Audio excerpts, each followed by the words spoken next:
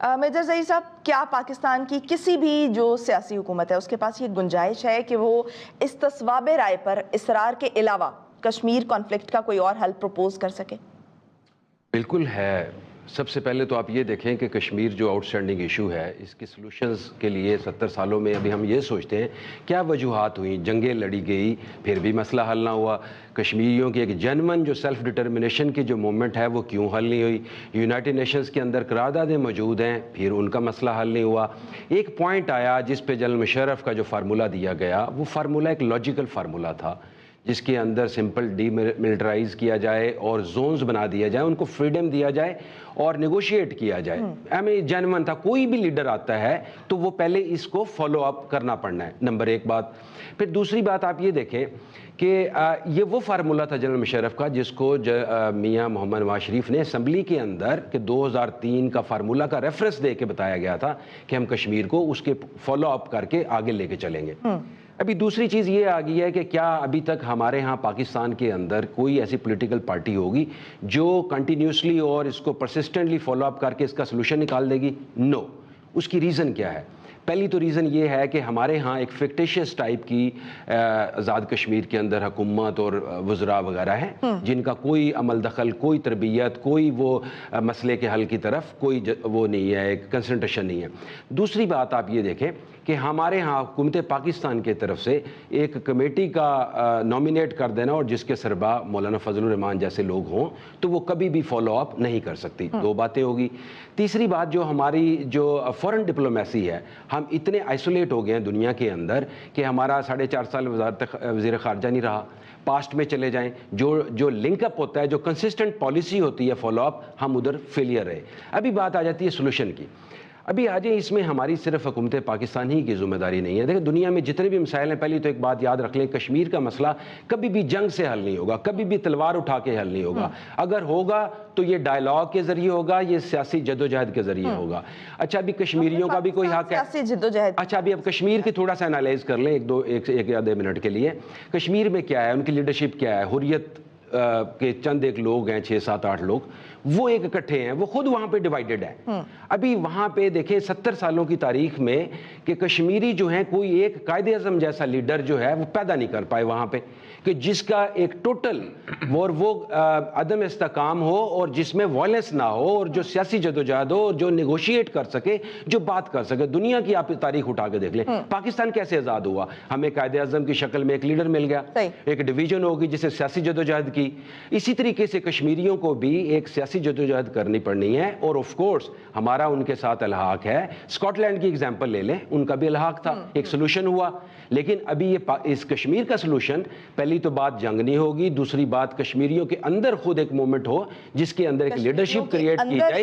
एक लीडरशिप का होना बहुत जरूरी है। देखिए वो कहते हैं बात ये, अच्छा एक और बात मैं आपको बता दूं, जो सबसे ज्यादा मसला जो है, जिस इंसान का अपना मसला होता है ना, उसी को ज्यादा बड़ा मसला लगता है, किसी का मसला हमेशा छोटा लगता है। आप ये देखें 70 साल में हमें तो पता भी नहीं कश्मीर में, वहां हम तो सिर्फ सुन ही रहे हैं ना। फिर दूसरी बात, जो वो लोग वहां पे जब यूनिटी यकसुई दिखाएंगे, फिर लीडरशिप क्रिएट करेंगे, वो लीडरशिप जिसके पीछे पूरा कश्मीर इकट्ठा हो, फिर वो जाके नेगोशिएट करे, फिर पाकिस्तान का एक इन्फ्लुएंस बनता है। इंडिया भी जाहिर है फिर एक स्टेज पे आ जाएगा कन्फेस करने के लिए। This is the only solution मेरे ख्याल में। ठीक है मुमताज भट्टी साहब, तहरीक इंसाफ के बाज़ लीडरों की तरफ से पहले भी बसा औकात ऐसे गैर संजीदा किस्म के इल्जामात सामने आते रहे हैं कि जब कोई दहशतगर्द हमला हुआ तो उन्होंने कह दिया कि ये पनामा केस है, तवज्जो हटाने की साजिश है।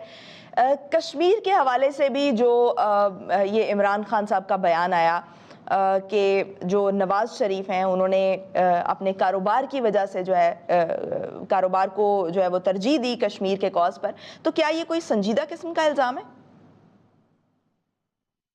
देखें, हिस्ट्री को ठीक ही रहना चाहिए। परवेज़ मुशर्रफ की जो कश्मीर पॉलिसी थी, इसका मैंने तनकीद की है, बदतरीन तनकीद की है हमने, और बड़ा ओपनली की है और उसके सामने भी की और भुगता भी उसको। लेकिन ये बात रिकॉर्ड पे रहनी चाहिए कि पहले ट्रैक टू डिप्लोमेसी शुरू हुई थी, दोनों तरफ से लोग अंगेज हुए थे। उसके बाद ये जो 5 सॉल्यूशंस थे, मुमकिना या आप तजावीज़ कह लें, ये सामने आई थी। कुलदीप नैयर से लेकर मिश्रा, उनके और 4-6 लोग और थे, मैं नाम आपके सबके जो है वो भूल रहा हूँ। نہیں بتا پا رہا. ادھر سے طارق عزیز اور آپ کے وہ ایکس جو فارن سیکرٹری تھے شمشاد صاحب اور کچھ اور لوگ ہماری طرف سے بھی تھے, اس کے اوپر باقاعدہ مذاکرات ہوتے رہے, سیشن ہوتے رہے, اور اس کے بعد یہ تجاویز سامنے آئی تھی. یہ یک طرفہ نہیں تھی, دو طرفہ تجاویز تھی. ایک بات. دوسری بات یہ کہ مشرف صاحب نے بالکل نقصان پہنچایا, اس میں تو کوئی دو رائے نہیں ہے. انہوں نے کشمیریوں کے ساتھ بدترین جو ہے وہ آپ کہہ لیں کہ بے وفائی کی, اور اس وقت کی جو گورنمنٹ تھی اس نے کشمیر پالیسی کو, اب یہ کیسے لائیو نہیں بتایا جا سکتا, لیکن ان کو نا امید کیا گیا. ان کی جو سپورٹ تھی اس کو وڈرا کر لیا گیا. جو سی بی ایمز ہوئے ان کے تحت ان کی فیملیز وہاں پہ گئیں, ان کو ڈیٹین کر لیا گیا. فیملیز تقسیم ہو گئیں جو لوگ وہاں سے مائگریٹ کر کے آئے ہوئے تھے, اور بہت سارے کام ہوئے جو کہ نہیں ہونے چاہیے تھے. بہت سارے لوگ مارے گئے راستے میں.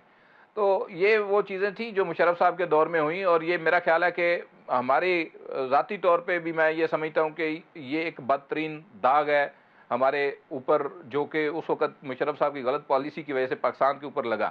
نہیں لگنا چاہیے تھا. بہت سارے لوگ متنفر ہوئے اس سے پاکستان سے. وہ پاکستان کو ایمان کا درجہ دیتے, آپ نے کبھی ان سے بات نہیں کی ہوگی. ہماری ان کے ساتھ جو ہے وہ کئی لیکن ابھی میجر صاحب نے میجر ظہیر صاحب نے بھی بات کی کہ وہاں پر بھی ڈویژن ہے, ڈویژن کی وجہ سے بھی یہ معاملہ جو ہے وہ صحیح طرح اپنے حل کی طرف نہیں آتا. نہیں. پھر دیکھیں کشمیر کا کو اس طرح دیکھیں, ڈویژن ہے لیڈرشپ کے اندر.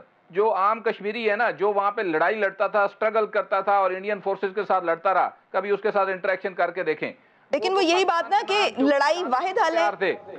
ان کے اندر سے ایسی لیڈرشپ نہیں اٹھنی چاہیے کہ جو وائلنس کے بغیر سیاسی حل کے ذریعے جو ہے وہ اپنے مفادات کا تحفظ کرے. حضور مجھے ذرا اس مومنٹ کا نام بتا دیں سیاسی کا جو لڑائی کے بغیر پایا تکمیل تک پہنچی ہو. پاکستان ہم نے پاکستان بہت بڑی اگزامپل ہے ممتاز بھٹی صاحب. لگا ہو, بہت سارے لوگ مارے گئے, کیا آپ بات کر رہی ہیں؟ وہ بعد میں وہ ہجرت مائگریشن ہوئی ہے تو اس پہ مارے گئے, لیکن جو حل تھا وہ سیاسی حل ہی تھا. نہیں, مائگریشن سے پہلے بھی مارے گئے. مائگریشن سے پہلے والی بھی بہت سارے لوگ انگریز جبر کا نشانہ بنے, بہت سارے لوگ جدوجہد کرتے ہوئے. وہ تو غدار ہیں نا جی, ان کو تو ہم غدار کہتے ہیں, ان کو تو غدار کہتے ہیں ہماری کتابوں کے اندر. پاکستان بننے کی جدوجہد جو ہے وہ 100 سال پہلے شروع ہوئی تھی. مسلمانوں نے اپنے رائٹس کے لیے لڑنا شروع کیا تھا. وہ سارے مارے گئے. وہ لیکن کیا اس کا حل جو ہے وہ جنگ سے نکلا ہے؟ کیا اس کا حل جنگ سے نکلا ہے؟ کیا ہم نے پاکستان جنگ سے حاصل کیا ہے؟ کوئی دیکھیں, کسی جو ڈسپیوٹ ہوتا ہے نا, انٹرنیشنل ڈسپیوٹ ہوتا ہے, وہاں پہ ایک مقامی تحریک اٹھتی ہے جو اٹھی ہوئی ہے وہاں پہ. آپ اس فنامنے کو سمجھے تو صحیح. وہ جو لوگ نوجوان آج کا وہاں پہ نکلا ہوا ہے اور لڑائی لڑ رہا ہے, وہ آپ کے کہنے کے اوپر تھوڑی لڑ رہا ہے. اور بھائی وہاں سے ایک ریئیکشن آیا ہے انڈین پالیسیوں کے خلاف. انڈیا کی جو ہندوؤں کا ان کے ساتھ رویہ تھا اس کے خلاف ایک ریئیکشن آیا, اور انہوں نے اپنے رائٹس کی جدوجہد کر رہے ہیں. رہ گئی بات, نواز شریف صاحب نے اس کو بالکل پس منظر میں رکھا, لیکن دیکھیں جو 2-4 ان کے سٹیپس تھے جو باؤنس بیک ہو گئے, جس طرح آرٹ آف ایشیا کانفرنس تھی, اس کے اندر اس کے اوپر بات ہوئی. بالکل یہ نہیں کہا جا سکتا کہ نواز شریف نے کشمیر کے اوپر بات نہیں کی. ابھی شاہد خاقان عباسی نے وہاں جا کر کشمیر کے اوپر بڑا دو ٹوک پاکستان کا موقف پیش کیا. پاکستان کی کوئی سیاسی حکومت اس طرح سے اس کو سرنڈر کرنے کا سوچ بھی نہیں سکتی, چاہے وہ نواز شریف کی ہو. لیکن ڈیفینیٹلی ڈپلومیسی کے فرنٹ کے اوپر ہم سے بہت ساری غلطیاں ہوئیں. اور دوسری بات یہ ہوتی ہے کہ انٹرنیشنل کمیونٹی آپ کا سودا نہیں خرید رہی, کیونکہ لیکن غلطی بار بار غلطی رہے تو پھر دیکھیں 1980 سے لے کر آنورڈ جب تک آپ ان کو سرو کر رہے تھے تو انہوں نے بہت ساری چیزوں کے اوپر آپ کے چشم پوشی کی, لیکن اب وہ چشم پوشی نہیں کر رہے کیونکہ انوائرمنٹ انٹرنیشنل چینج ہو گیا. اب امریکہ اور برطانیہ اور جو سپر پاورز ہیں وہ آپ کو سپیس نہیں دے رہی. اس سے آپ کی ڈپلومیسی کا فیلور بھی, اس کو آپ اس طرح سے ٹیگ نہیں کر سکتے کہ بالکل جی ہم مارے گئے لوٹے گئے. وہ ہمارے موقف کو سننے کے لیے تیار نہیں ہے کیونکہ ان کے مفادات تبدیل ہو گئے. ذوالفقار راحت صاحب, سلامتی کونسل کی قراردادوں کے حوالے سے ہمیشہ سے بھارت یہ موقف اپناتا رہا ہے کہ جو شملہ معاہدہ تھا اس میں یہ طے ہو گیا, جب یہ طے ہو گیا تھا کہ پاکستان اور انڈیا تمام جو آپسی مسائل ہیں ان کو باہمی بات چیت کے ذریعے طے کریں گے, تو اس کے بعد کشمیر کے معاملے پر سلامتی کونسل کی جو قراردادیں ہیں وہ غیر اہم ہو جاتی ہیں. کیا تبصرہ کریں گے آپ اس پر؟ کشمیر جو ہے وہ ایک انسانی مسئلہ بھی ہے, ایک اخلاقی مسئلہ بھی ہے, ایک آئینی اور قانونی مسئلہ بھی ہے. اور سب سے بڑی بات پاکستان کے حوالے سے جو ہمارا فرض بنتا ہے اور جس کی ہمیشہ پاکستان یہ کریڈٹ لیتا رہا ہے کہ پاکستان ان کا وکیل ہے, لیکن بدقسمتی صرف یہ ہے کہ نہ اس میں کشمیریوں کا قصور ہے، نہ ان کی موومنٹ کا قصور ہے، نہ وہاں پہ یہ بات کی جا سکتی ہے، اور یہ جو شخص بھی یہ بات کرے گا وہ کشمیر کاز کے ساتھ، کشمیریوں کے ساتھ بڑی زیادتی کرے گا کہ وہاں پہ موومنٹ صحیح معنوں میں نہیں ہے۔ وہاں پہ اس موومنٹ کا مومنٹم بھی ہے، کئی نسلیں وہاں تباہ ہو چکی ہیں، وہاں پہ جس طرح گولیوں کا نشانہ لوگ بن رہے ہیں، وہاں پہ نوجوان گن استعمال ہو رہی ہے، وہاں پہ نوجوان نسل تباہ و برباد ہو گئی ہے۔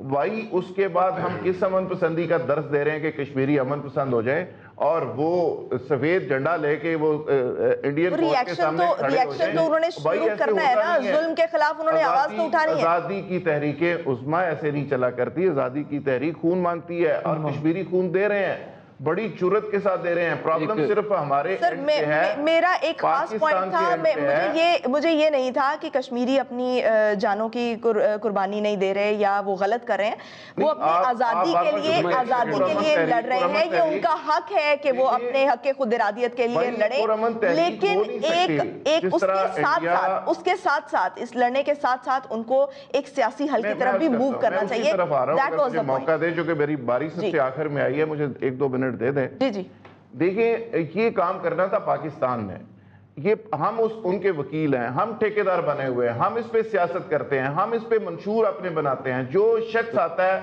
وہ منشور کے اندر کہتا ہے کہ مسئلہ کشمیر حل کرائیں گے، اور لیکن صرف کہتا ہے ہم تو کشمیری ہونے کا دعوے دار بھی ہیں، ہم تو فلسطین بھی تو جب ہمارا گھر بنتا ہے ہم اپنے گھر کے اوپر جاتی عمرہ لکھتے ہیں، اس کو کشمیر ہاؤس ہی ڈکلیئر کر دیں، آپ سڑک کا نام کشمیر روڈ رکھ دیتے ہیں، کشمیر کالج سر یہ کشمیر کے مسئلے کا حل تو نہیں ہے نا۔ ساری باتیں ہم کرتے ہیں، لیکن پریکٹیکلی جو ہماری کشمیر کے ساتھ کمٹمنٹ ہے وہ زیرو ہے۔